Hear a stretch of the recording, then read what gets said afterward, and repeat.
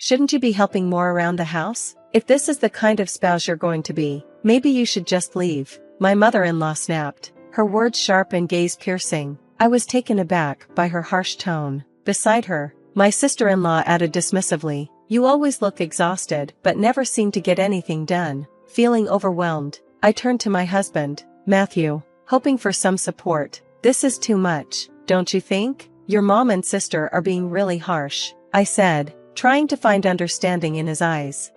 His response only deepened my distress. "I agree with them," he said bluntly. "I'm swamped with work, and it's becoming a problem that you're not helping more at home. Things are going well with the new part-time worker, and frankly, you're just slowing us down. Maybe you should find somewhere else to stay."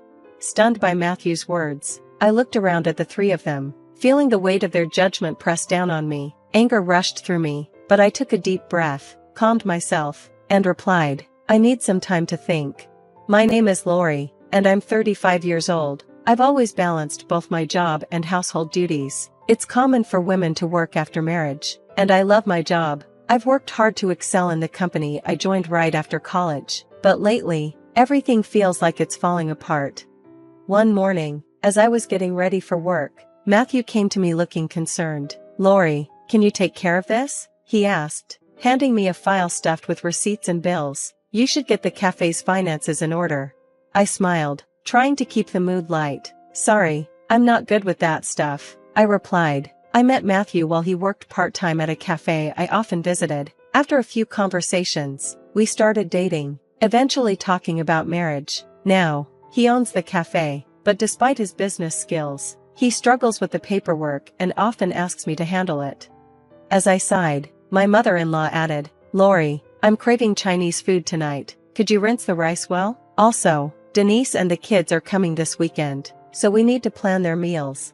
"Sure, I understand," I nodded quickly, agreeing to her request before hurrying out the door, eager to escape the pressure mounting at home. I had hoped that moving in with Matthew would bring a new chapter in our lives together, but things had only gotten more complicated.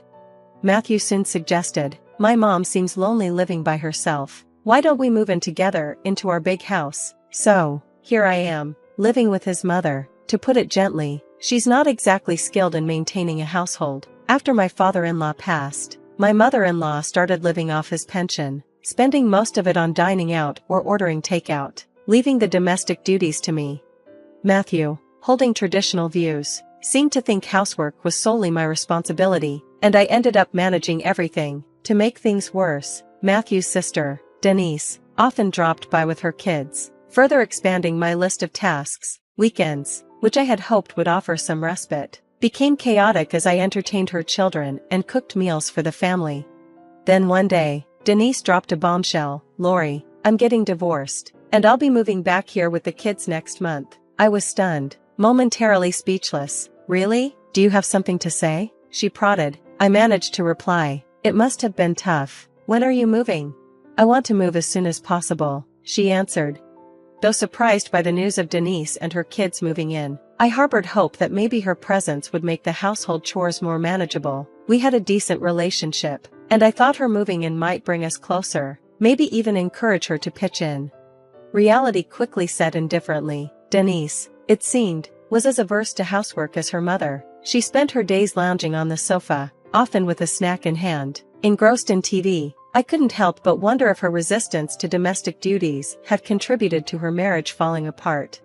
Now, with the added task of preparing extra meals for her kids and packing lunches for kindergarten, my workload grew even heavier. My hopes for help from Denise were quickly dashed, and I found myself with even less free time. At my job, the workload ramped up significantly. I started early, often worked overtime, and returned home drained, only to be greeted by a cluttered, barely walkable living space. The mess intensified my exhaustion. To make matters worse, my mother-in-law and sister-in-law never missed a chance to question me. "Is dinner ready yet?" or "Why are you home so late?" became their daily refrain, and I couldn't help but feel the weight of their judgment on my shoulders. The moment I step inside after a long day, the pressure starts to mount. "Lori, there's a mountain of laundry waiting. Don't use your busyness as an excuse to slack off," my mother-in-law chides sharply. Inside, I'm screaming. I'm trying my best, but I hold my tongue. Before I can even respond, my sister-in-law chimes in, pushing further. Standing up to your mother-in-law is bold, Lori, but for the kids' sake, try harder to make homemade meals. Her words feel like a slap. Exhausted, I retort, though my voice is weary, if you have so much free time, why don't you help out with the chores once in a while? I've even overheard Matthew's sister joking, haha, since Matthew owns a store, Lori doesn't need to work, right? Maybe she should try harder at home. Their words stack up, suffocating me under the weight of expectations, as if I should do even more. One night, at my breaking point, I decided it was time to speak up to Matthew. I've been incredibly busy lately, and neither your mother nor your sister is helping with the chores. It's really hard, I said, hoping for some understanding. Matthew's reaction was sharp. Lori, you're not speaking ill of our family, are you? He asked, his tone hardening. I steadied myself and explained, that's not my intention, but it's challenging to handle everything on my own. If you could help out occasionally, it would make things easier for me. He responded dismissively, I'm busy managing the store. It's not like a regular job. Housework is the wife's responsibility, right? Disappointed by his lack of support, I sat alone afterward, feeling a mixture of frustration and helplessness. Then, a spark of determination ignited within me. I'm not going to let this be the way it is, I thought. With a small but resolute fist pump, I grabbed my phone, opened my favorite online shopping app, and started adding essential items to my cart. By the time I finished my purchases, I felt a small victory, an act of control amidst the chaos. That night, I went to bed with a sense of accomplishment, ready to face whatever came next.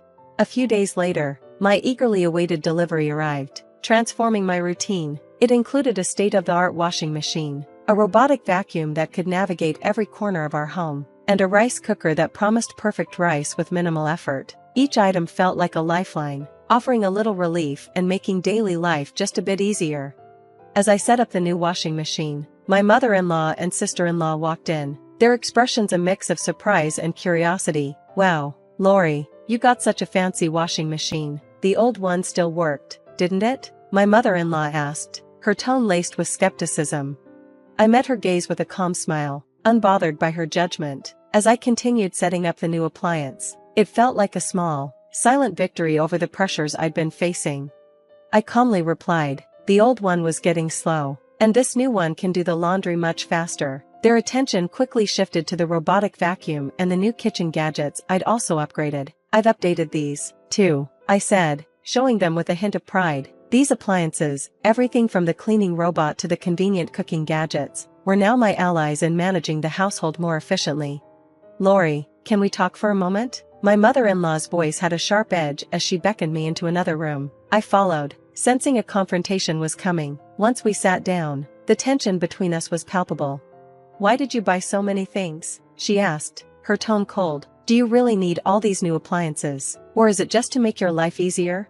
I tried to remain composed. I thought it would help things run smoother around the house, I explained, choosing my words carefully, but I could feel the simmering discontent. My mother-in-law wasn't satisfied with my response.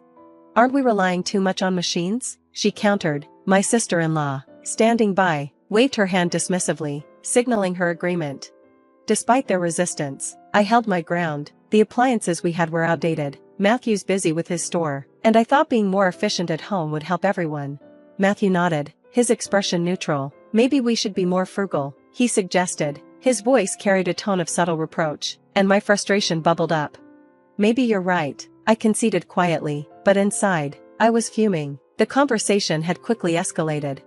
Are you even considering our household needs? My mother-in-law's voice grew sharper. I stammered, caught off guard. I am, but I'm just really exhausted, I admitted, feeling cornered. That's enough, my mother-in-law snapped, her voice filled with disbelief. I can't believe you're our daughter-in-law. My sister-in-law added, her expression dripping with disdain. I'll watch over Matthew. We don't need someone like you here.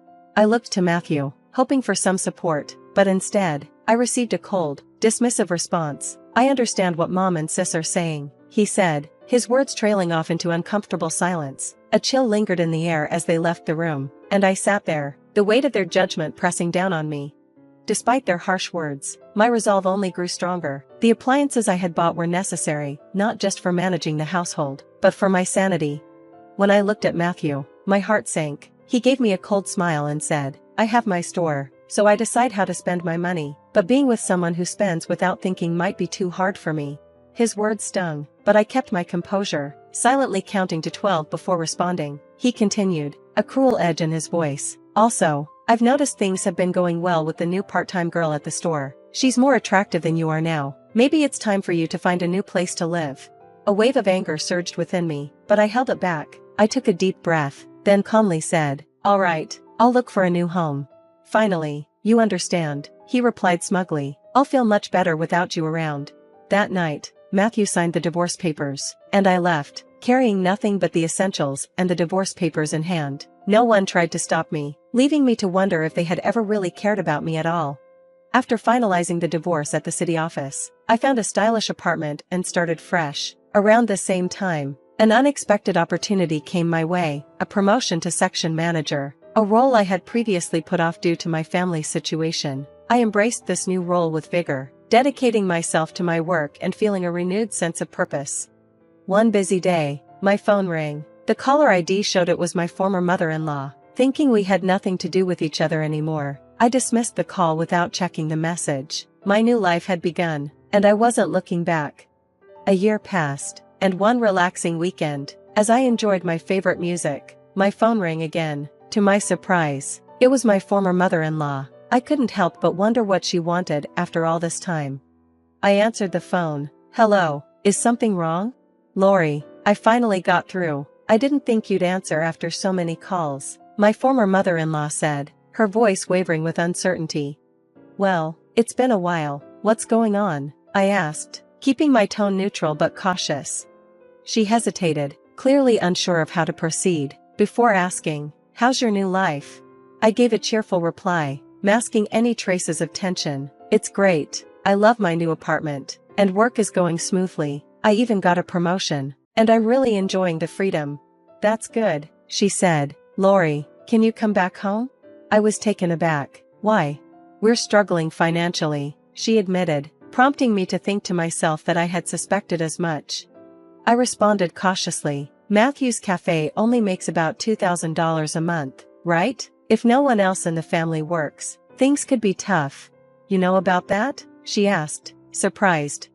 Yes, I replied. I handled all the accounting. Matthew pretended his business was thriving, but he was completely oblivious to the real financial situation.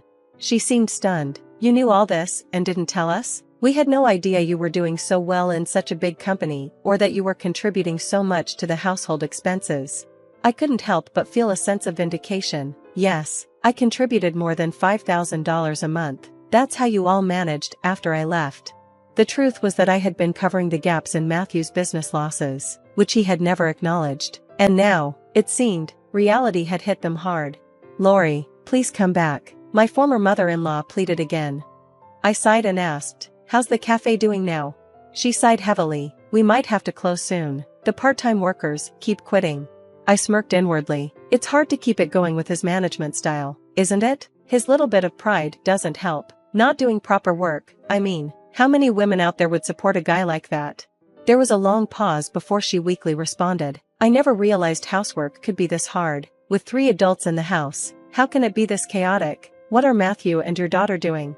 I could hear the exhaustion in her voice. As for Matthew, she continued, his staff has been quitting, and sales have dropped. When he found out, he just became downcast and has been lazing around at home. He used to spend money from the store without any restraint, and Denise doesn't do anything around the house. She even gets her allowance from me. She sounded defeated. Living on just my pension for the 3 of us is really hard. I replied, my voice tinged with sarcasm. Denise once told me I was unnecessary because she was there. Please, Lori, my former mother-in-law begged. We're really in trouble. Living on just my pension is tough. I responded firmly. I have no intention of going back to that house. It must be hard living with all that baggage. She seemed lost for words. I almost felt sorry for her, but as I was about to hang up, she seemed eager to say something more. Lori, I'm really sorry. Can you reconsider? Her voice was drained with exhaustion. I paused, wondering if we could ever spend time together with smiles again. Was it really that hard without me? I asked, a mix of surprise and calmness in my tone. After a short pause, she sighed and shared more distressing news. Yes, there's an issue with the property tax. We might have to let go of the house. The call ended with a heavy silence. I reflected on the complex dynamics of the family I had left behind and the new life I had embraced. "I see," I said, though I didn't want to be involved anymore. "You'll have to figure out what to do with your family." I hung up and quickly set up my phone to block any more calls from her. Sitting in my room, holding my favorite mug filled with aromatic coffee, I savored my solitude, gazing out at the scenery. A spontaneous smile crossed my face.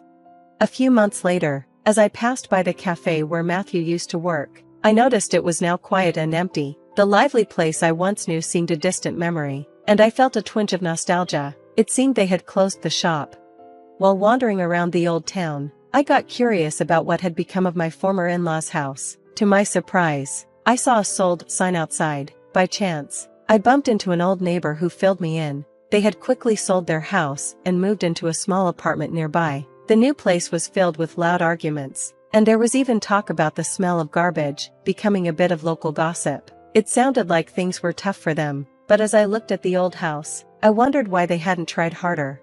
A lot had happened since then, but I was living each day to the fullest. Recently, a handsome guy from my workplace had confessed his admiration for my hardworking nature. Now, we were enjoying dates, and I was excited about what the future held. If I ever get married again, I wanted to be for real happiness. Thinking about all this, I felt a surge of excitement for the future.